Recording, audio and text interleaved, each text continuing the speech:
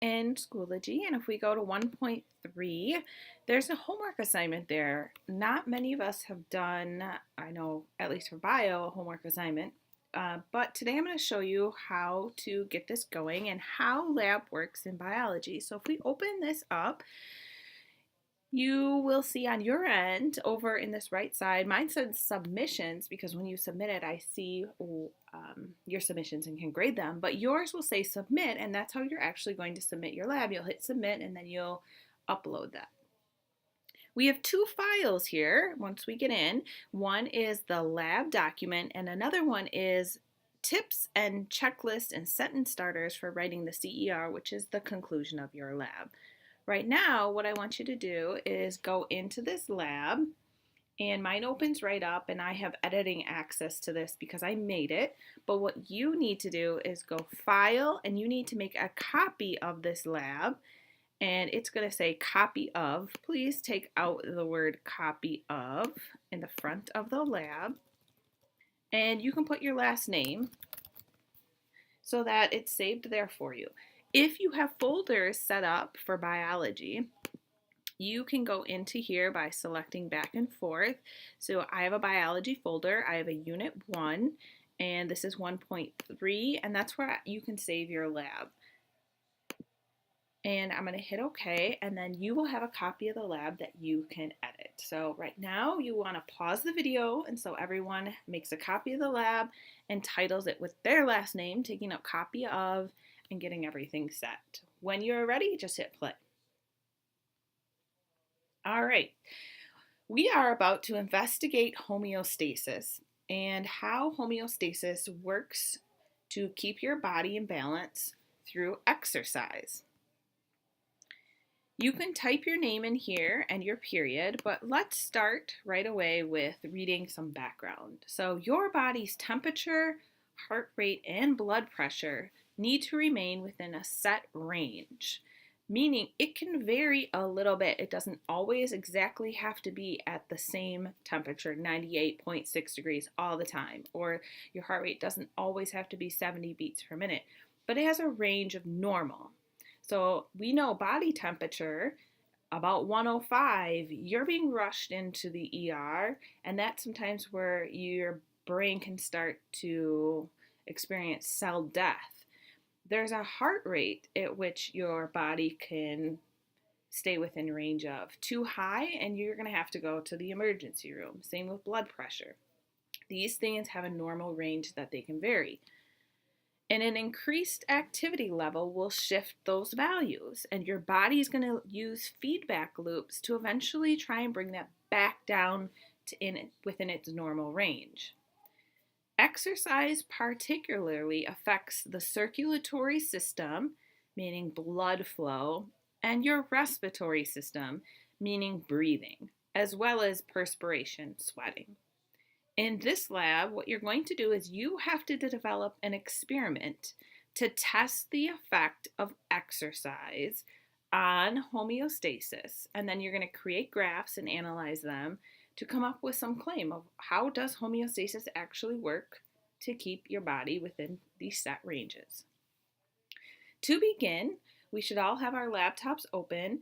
You always should type in colored font. So if you just delete this, it's already in red, and you can start typing in the answer to this question. So right now, we are actually going to write a question that you may have about exercise and homeostasis. We don't just want to restate the question, like how does homeostasis affect exercise, but more specific questions when it relates back to, we know we're going to be studying the circulatory system, blood circulation, and respiratory system. What questions do you have? What will happen if? How will my body respond when I? Pause the video now and come up with one really good question you have about how exercise is going to affect the circulatory system and respiratory system. We're all going to do this on our own, so it may take us just a little while, but pause the video and write yourself a really good scientific question based on what you know about homeostasis, feedback loops, and exercise. All right. We are back to our predict. Now that we kind of are starting to think about these questions, I have a question for you. How do you think the circulatory system, or heart rate, and respiratory system, breathing rate, and perspiration, sweat levels, are going to change in response to exercise? Restating that question, if I had you run a mile, what do you think is going to happen to those three things? So if we erase the type in colored font, you're going to have to respond to, I think my body will blank during exercise. And you should respond to what your heart rate's going to do, your breathing rate's going to do, and your sweat levels are going to do. And then in a separate paragraph, the second question says, how will the body return to homeostasis? So what things is your body going to do to try and get that back to normal? So when your heart rate gets elevated or decreases, what's your body going to do in a response? Pause the video here and you should have 2 paragraphs answering both of those questions. They don't have to be long. This is just to predict what you think at the beginning of the lab, but you should address both of those. And when I go back and grade this, it says specifically, did they address heart rate? Did they address breathing rate? Did they address perspiration? So if you don't have them, I can't give you credit. And keep in mind, this is a summative lab. Pause the video here, wait about 5 minutes so everyone can get their answers, and come back when we talk about procedure. All right, procedure. Not many of us have written a procedure for a lab. Procedures need to be specific. Most of the time, maybe in science, you're used to a step-by-step, do this, do this, do this. Today, and throughout this year, you will be writing your own procedure, and not anyone in the class is probably going to look the same. It needs to be a step-by-step list in blue here. So it's not a paragraph, it's step-by-step bullet points. How are you going to test the circulatory and respiratory systems? Consider the following questions. What's each team member going to do? What materials do you need? How are you going to measure the response to increased activity? How many trials are you going to do and how long will each trial last? What variable are you going to change up and which ones are you going to keep the same, and how will you record your data? You are going to type right in here a bullet point list for a procedure that you're going to get approved by your teacher before you can begin this lab. Now today, all we really want you to do is get the procedure done, and if you do, you can move on to creating a data table. But think about making a peanut butter and jelly sandwich. If I said write a step-by-step, basically recipe to making a peanut butter and jelly sandwich. If you said step 1, get bread, step 2, put peanut butter on it, I could grab a loaf of bread still in the plastic wrapper and a jar of peanut butter and set the jar of peanut butter on that bread and say, I've made my sandwich. We need to be very specific here. So step 1 would be get 2 slices of bread out of a loaf of whole wheat bread, open the jar of peanut butter, get a knife full of peanut butter, spread it on one side.